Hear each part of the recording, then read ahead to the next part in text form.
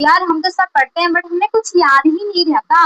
आप उस चीज को गलत तरीके से याद करते हो। Techniques will definitely increase your brain power to learn 10x faster। इससे क्या होगा, तुम पेपर तक किसी भी चीज को याद नहीं रखोगे, पेपर से एक्स्ट्रा 2 क्लासेस तक याद रखोगे। If you follow these 3 techniques then you will finally 10x faster in learning। Hello everyone, welcome back in my channel। इस वीडियो में मैं 3 जापानीज टेक्निक्स बताने वाली हूँ जिससे तुम 10x फास्टर किसी भी चीज को याद रख सकते हो। So let's start without wasting your time। First technique is payment technique. इस टेक्निक में क्या है, आपको जो भी कंसेप्ट क्लियर हो गए ना उसे किसी 5 साल के बच्चे को समझाने की कोशिश करो। यदि वो बच्चा समझ जाए इसका मतलब आपको कंसेप्ट क्लियर है। यदि वो बच्चा नहीं समझा दिस मीन्स आपको कंसेप्ट क्लियर नहीं है। आपके पास 5 साल के यंगर सिबलिंग्स है तो आप उन्हें समझाओ। यदि नहीं है तो आपके पास पेट्स है तो पेट्स को समझाओ। पेट्स भी नहीं है तो आप खुद को बोल बोल कर उस कंसेप्ट को समझाओ। यदि आप एक बार में अपने आप को वो कंसेप्ट समझा पा रहे हो बिना अपनी कॉपी में नजर डाले, दिस मीन्स आपको वो कंसेप्ट क्लियर है और वो चीज आपको समझ आ गई। सेकेंड टेक्निक है शू हार टेक्निक। इस टेक्निक में क्या है, आपको जो भी कंसेप्ट क्लियर हो गया उसको ना लिख के प्रैक्टिस करो विदाउट रट्टा मारने के। रट्टा मारने से क्या होगा, आप जल्दी उस कंसेप्ट को भूल जाओगे और आपको कुछ भी याद नहीं रहेगा। लिखने से क्या होता है, जब हमारा ब्रेन जल्दी जल्दी मेमोराइज नहीं कर पाता चीजों को तो हमारे हैंड में ना पावर होती है चीज को मेमोराइज करने की। जो यूकेजी एलकेजी का बच्चा होता है उसे मात्राओं का ज्ञान नहीं होता, उसे मात्राओं की नॉलेज नहीं होती, लेकिन फलों के नाम सिखाया जाता है, सब्जियों के नाम सिखाया जाता है, उससे मात्राएं होती है और वो किससे याद करता है, वो इतना कैपेबल नहीं ब्रेन में स्टोर करके रख सके। तो क्या उसके हैंड में जो पावर है, उसके हैंड में जो मेमोरेबल पावर है वो याद रखती है इन सब चीजों के। और सेम एज हमारे पास भी दो दो हैंड है, इन दोनों हैंड का यूज करो और लिखकर प्रैक्टिस करो।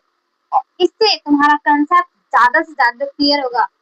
जितना आप लिख के प्रैक्टिस करते हो ना वो चीज आपको उतनी ज्यादा क्लियर हो जाती है। इससे क्या होगा, तुम पेपर तक किसी भी चीज को याद नहीं रखोगे, पेपर से एक्स्ट्रा 2 क्लासेस तक याद रखोगे। Third interleaving technique. Interleaving technique में क्या है, आप अपना स्टडी रूटीन बनाते हो 3 आवर्स 4 आवर्स और 3 आवर्स 4 आवर्स में आप क्या करते हो, हाँ आज मेरे को ये सब्जेक्ट कंप्लीट करना है, कल मुझे दूसरा सब्जेक्ट कंप्लीट करना है। आपको ये नहीं करना, दिस बहुत ज्यादा ही गलत तरीका है किसी भी चीज को करने का। यदि हम एक ही चीज करते रहते हैं ना लंबे टाइम के लिए जस्ट लाइक 3 आवर्स 4 आवर्स के लिए तो हमारा माइंड ना बोर हो जाता है, एग्जॉस्ट हो जाता है और हमारा मन करता है बस आज नहीं, आज तो बहुत बढ़िया कल पढ़ते हैं।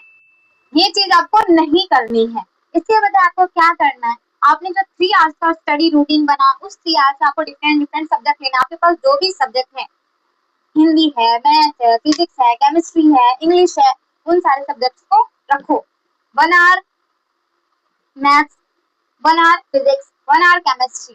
3 घंटे जो 3 आवर्स है आपके पास, 3 आवर्स में आप अलग अलग सब्जेक्ट्स को पढ़ो।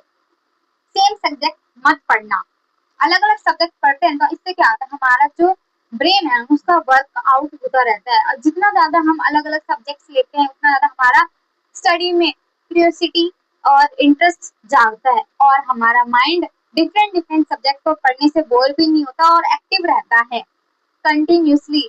यदि हम 3 आवर्स पढ़ने के लिए बैठे हैं ना, अलग अलग सब्जेक्ट को लेके बैठे हैं, 3 आवर्स नहीं वो 4 आवर्स में कब बदल जाएंगे पता ही नहीं चलेगा। क्योंकि जब भी हम ज्यादा एक्टिव होते हैं, जब भी हमारा ब्रेन ज्यादा एक्टिव होता है, हम किसी भी काम को और ज्यादा करने की इंटरेस्ट रखते हैं और ज्यादा उस काम को करते हैं।